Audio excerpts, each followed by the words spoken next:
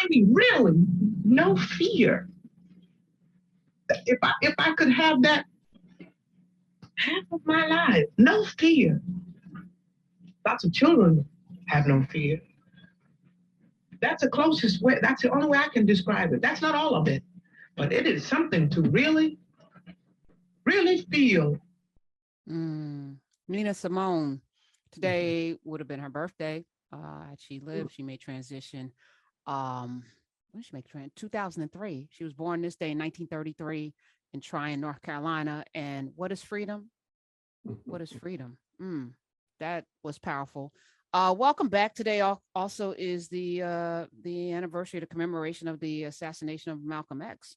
And joining me is the son of the great Marcus Garvey. He is a vascular surgeon. And there's a petition again to clear his father's name, to pardon him. And we've all signed it here, and we're going to challenge and ask everyone listening to my voice to sign it. We're going to tweet it out. But let me welcome back to the show, Dr. Julius Garvey. Hi. Hi. It's indeed a pleasure for me to be with you. Can I just take off on those few words you just mentioned there? Because I heard somebody saying, what does freedom mean? And it means freedom from fear. And quite frankly, that's a very, very nice way to encapsulate what freedom means. Because when you've reached that place in yourself, that you no longer have fear for your physical comforts or your physical body, then you've touched the spiritual plane, and nobody can turn that back. And you can do whatever it is that you think is appropriate under the circumstances. And I want to segue into Brother Malcolm, because he also had no fear, and he was a very spiritual person. And that's where he was from, because he knew what was going to happen to him. He knew he was going to die. He knew they were going to kill him, but he had no fear, and he walked straight into that. And I think, again, segueing back to my dad, he also had no fear. They tried to kill him in 1919. Somebody came into the office and fired 4 bullets. They grazed him, but didn't kill him. And of course, the person who did it was captured by the office and the police, but they committed suicide in jail in the first 24 hours. So, somebody sent him. But my dad always said, would I not die 1,000,000 times for you? And that's what leadership is all about, having no fear. And when you master yourself to that extent, then you're your own leader, and you have no fear, and that's true freedom. It saddens me that people can be taken out and movements along with them. Although your father gave birth to, there wouldn't be a Malcolm, because there wouldn't have been an Elijah, because there wouldn't have been, without your father.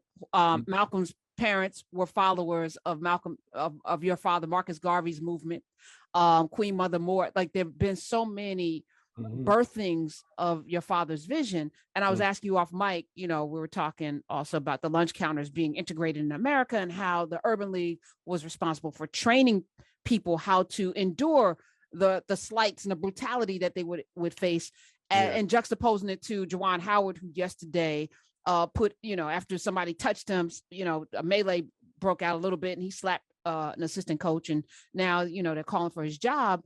But I'm saying it should never have gotten to that point, because we have to know that there's always a scheme to upend anything that looks like progress in this country. So where would your father have sat? Where would he have been had he been allowed to stay in this country and continue the things that he wanted to do? Well, to begin with, he was very mindful of self-discipline, and you had to be master of yourself, and he was that. He was master of himself, and even, of course, when he had disagreements with people, if you see the language in which he spoke, you know that he was master of the word that he spoke, and it was deliberate, to do maximum damage if the person was an enemy. So you can use your words in that way if you're master of yourself. You don't need to get to the physicality of it. But at the same time, just as Brother Malcolm says, by any means necessary. There are situations where you have to be physical. I don't think my father propagated nonviolence per se. It would depend on your circumstances, because don't forget, he also had the African Legion as part of the UNIACL. So again, like Malcolm, it was by any means necessary. He was willing to negotiate. But primarily, he was about our own business, meaning that, keep your eyes on the prize and do what it is that is necessary for you to move forward step by step, as opposed to getting engaged in the opposition. Now, you transcend that which is opposed to you. You don't have to fight it in an all-out struggle. So it's about transcendence, and you can only transcend the physical circumstances through that spiritual understanding or spiritual mastering of your mind and body. So that's what it's all about. And unfortunately, we have not developed that sort of systematic approach to the raising of our youth, because again, we don't have that type of educational process, under our own jurisdiction. We're talking with Dr. Julius Garvey. You were born the same year as Nina Simone. I was just looking at that. I was like, okay. Yeah, I saw. Well, I recognize that when you said it. It's like, wow, 1933. That was a very good year. A very good year. Very good year. Did you have the opportunity to spend time with Malcolm X? No, but I do know his eldest daughter very, very well. Ambassador Shabazz. We've traveled to Grenada together, and she's with me on this petition drive. She has arranged for me to talk by Zoom to different colleges out there in LA.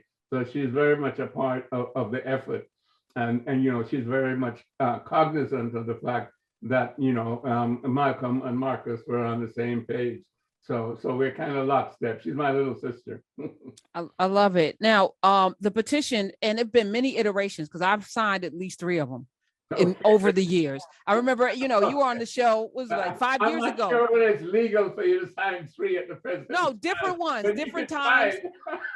No, different times. It's not like voting, right? I mean, I'm just saying there's been color change. There've been different petitions to overturn and clear Marcus Garvey's name. Yeah. And I remember we talked about this 5-6 years ago on my show. And so now, when President Obama was president, he could have done it, right? We've talked when he was, and it didn't require that much then. No. Now we need 100,000 signatures. Mm-hmm. And there's no way, because when you go to the White House website, there's no counter to see how many people have signed it. So I don't know how we hold them accountable, because I feel like we should have 100,000 signatures already. Dr. Garvey, how do we hold the White House accountable? Well, in some sense, we can't, unless they fess up, if you will, because obviously they would have an internal count, because as you get back a response from the president's office, after you've signed a petition. It's something about, thank you for being concerned and keep in touch and that kind of stuff. So it's recorded, but as you say, they don't give out the numbers, but it has to be recorded there, and there should be a way to retrieve it. We're trying to find that way at the present time, but we may not be successful. But we know the people who have gone on our website, justiceforgarvey.org. We know that the thousands, if not hundreds of thousands of people have gone there to get the information, the link to go to the president, the White House, and the president. So that's one way to count. So we have some means of knowing, who the people were that asked for that information. So that's one count. If we don't get the other count, well, we will still push based on the count that we have. And, quite frankly, as you and I know, it doesn't really require a count, because, we did it for President Obama when he was president. And we delivered, all the information, the legal information about the trial and its illegality and its inconsistency and its injustice.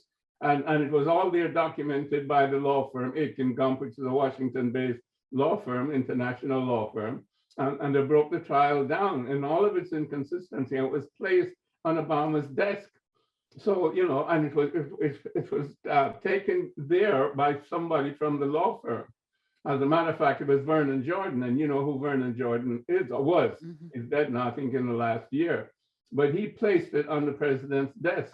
So, you know, this was a major Democratic figure, as you know who he is or was. So it's not that, I mean, it wasn't there, you know, but action was not taken.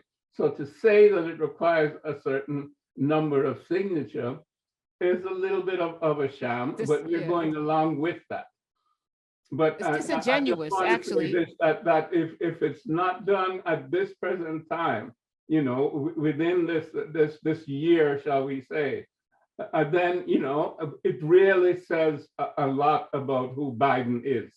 And we're tired of hypocrisy from leaders, you know, who claim to be about justice, you know, because he has made statements about racial justice and so on. But if he does nothing, then he's nothing but a hypocrite.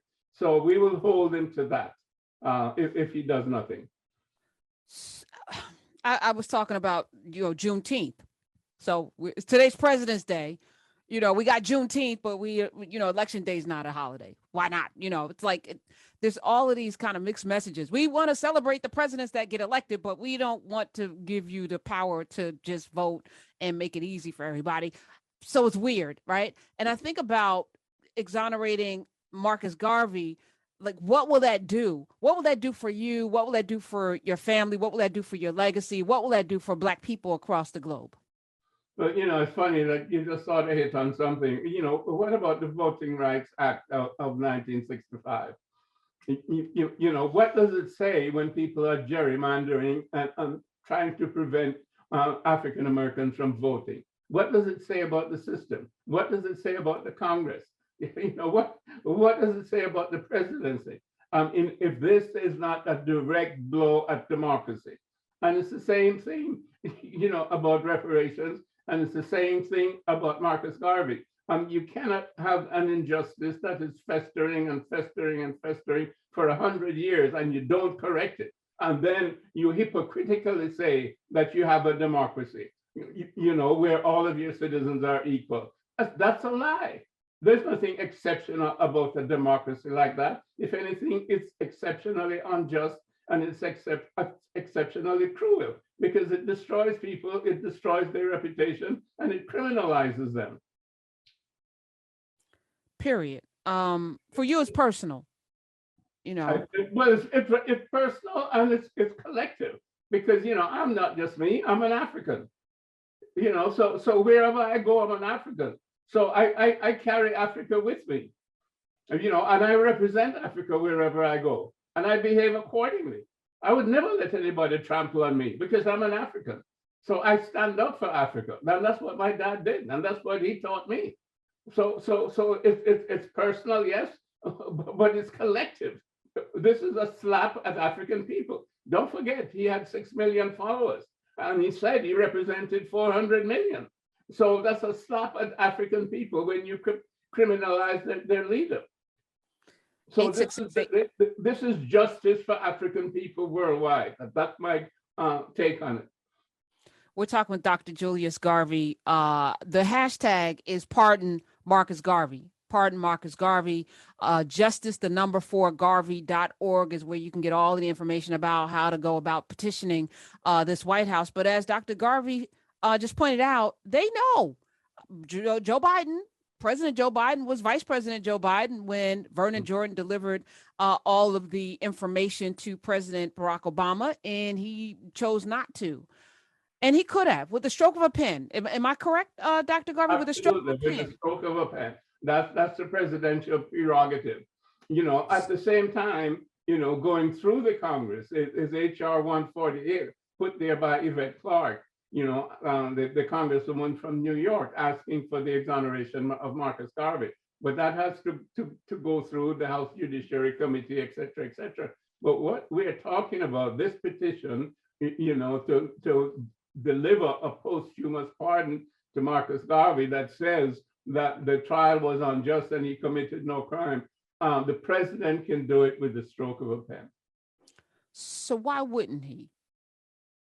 Like, what's politically, what will he look, like people make these moves or don't make these moves because I feel like Barack Obama didn't do a lot of things because he was the first Black president, and he did not want, because he was the president of the United States, he did not want it to appear that he was giving any preferential treatment to Black people. So President Barack Obama, Black man, pardoning Marcus Garvey, would set off white America to say, see. But what's funny about that is they said it anyway. You wore a tan suit. They had a problem with that. Anything you did. Trayvon Martin, who just, we just commemorated his killing. And then a few weeks before that, his birthday, you say that could have been my son, which it could have been. He looked like he could have been his son. You get excoriated for that. Skip Gates gets arrested in front of his home. You got to have a beer gate. Like, this man, everywhere he stepped, it was a landmine. So I'm like, step on everything, blow it up. Like, they're not going to like you or support you anyway. They said from the door they want to make you a one-term president, and they were working really hard to make sure that happened. You might as well exonerate everybody. I would have Assata Shakur. I would have exonerated. I just would have been handing out pardons my first, because I don't know when I'm gonna have another chance to do that. That's what I would have done. But I would never be president. Kill you. Probably, right? So then it goes back to that question of fear that Nina Simone talked about, right? Yeah. So is it more important? And I guess, being alive is important, but at what cost? If your life adds no value and changes nothing, if you're going to be in leadership and you change nothing, if we 4 or 8 years after you're gone go right back or it's worse, what was the point? What was the point? That's an excellent question, and it's not up to me to answer it. Okay. Obviously it's a rhetorical question where each person has to look at themselves. And again, we go back to what we started at the top of the show about fear, in terms of personal injury and death. And if you can't get beyond that, then you really can't be a leader, and you can't be your true self, because your true self is not just what you do physically. It's what your soul tells your mind to motivate your physical self to do. And that's what you're judged at eventually. And I do believe in judgment in that sense. Part of the judgment is your own judgment. But I do believe that there's a creator that sent us here, and the creator sent us here for a purpose. And if you don't deliver the purpose, then you get to go around another time, et cetera, until you get it right.